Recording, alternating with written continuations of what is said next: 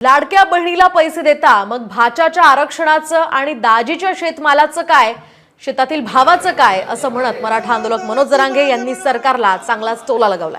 योजना चांगली आहे, त्यासाठी सर्वांनी फॉर्म भरा असं आवाहन सुद्धा जरांगे पाटलांनी यावेळी केलं।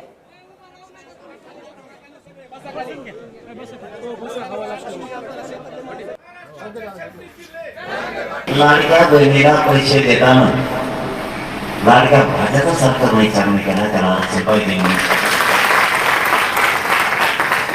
लाडक्या भाज्याचा विचारच करेना, भाषाला आयुष्याचं आरक्षण पाहिजे। 1,500 3,000 आमचं आयुष्य कडे जाणार नाही, मग ते लाडका भाषाला कसं राहायला आरक्षणाचा। बहिणीला 3,000 रुपये दिले आणि त्याची शेतात काम करतो, ते काय करायचं?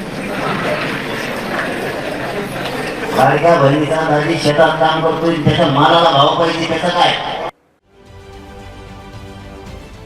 महाराष्ट्रातील सर्व बातम्यांचे विश्वासार्ह व्यासपीठ,